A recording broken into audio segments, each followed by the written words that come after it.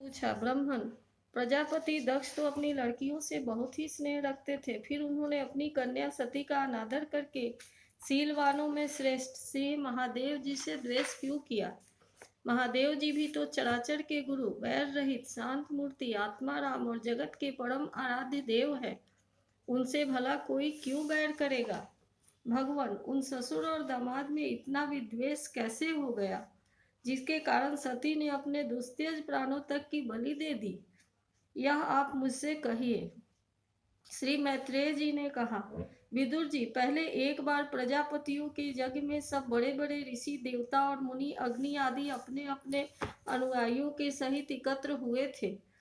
उसी समय प्रजापति दक्ष ने भी उसी सभा में प्रवेश किया।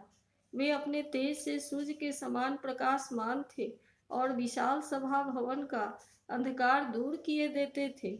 उन्हें आया देख ब्रह्मा जी और महादेव जी के अतिरिक्त अग्नि पर्यंत सभी सभासद उनके तेज से प्रभावित होकर अपने अपने आसनों से उठकर खड़े हो गए। इस प्रकार समस्त सभासदों से भली भांति सम्मान प्राप्त करके तेजस्वी दक्ष जगत पिता ब्रह्मा जी को प्रणाम कर उनकी आज्ञा से अपने आसन पर बैठ गए। परंतु महादेव जी को पहले से ही बैठा देख तथा उनसे अभ्युत्थनादि के रूप में कुछ आदर न पाकर दक्ष उनका व्यवहार सहन न कर सके। उन्होंने उनकी ओर टेढ़ी नजर से इस प्रकार देखा मानो उन्हें वे क्रोधाग्नि से जला देंगे। फिर कहने लगे, देवता और अग्नियों के सहित समस्त महर्षिगण मेरी बात सुने।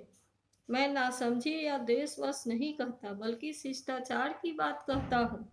यह निर्लज्ज महादेव समस्त लोकपालों की पवित्र कीर्ति को धूल में मिला रहा है। देखिए, इस घमंडी ने सत्पुरुषों के आचरण को लांछित एवं मटियामेट कर दिया है। मंदर के से नेत्र वाले इसने सत्पुरुषों के समान मेरी सावित्री सरीखी मृगनयनी पवित्र कन्या का अग्नि और ब्राह्मणों के सामने पानी ग्रहण किया था। इसलिए यह एक प्रकार मेरे पुत्र के समान हो गया है। उचित तो यह था कि यह उठकर मेरा स्वागत करता, मुझे प्रणाम करता, परंतु इसने वाणी से भी मेरा सत्कार नहीं किया। हाय, जिस प्रकार शूद्र को कोई वेद पढ़ा दे, उसी प्रकार मैंने इच्छा न होते हुए भी भावी वश इसको अपनी सुकुमारी कन्या दे दी। इससे सत्कर्म का लोप कर दिया। यह सदा अपवित्र रहता है, बड़ा घमंडी और धर्म की मर्यादा तोड़ रहा है। यह प्रेतों के निवास स्थान भयंकर स्मशानों में भूत प्रेतों को साथ लिए घूमता रहता है। पूरे पागल की तरह सिर के बाल बिखेरे नंग धरंग भटकता है, कभी हंसता है, कभी रोता है। यह सारे शरीर पर चिता की अपवित्र भस्म लपेटे रहता है। गले में भूतों के पहनने योग्य नरमुंडों की माला और सारे शरीर में हड्डियों के गहने पहने रहता है। यह बस नाम मात्र का ही शिव है, वास्तव में यह है तो पूरा अशिव, अमंगल रूप। श्री मैत्रेय जी ने कहा, विदुर जी, दक्ष ने इस प्रकार महादेव जी को बहुत भला बुरा कहा, तथापि उन्होंने उसका कोई प्रतिकार नहीं किया।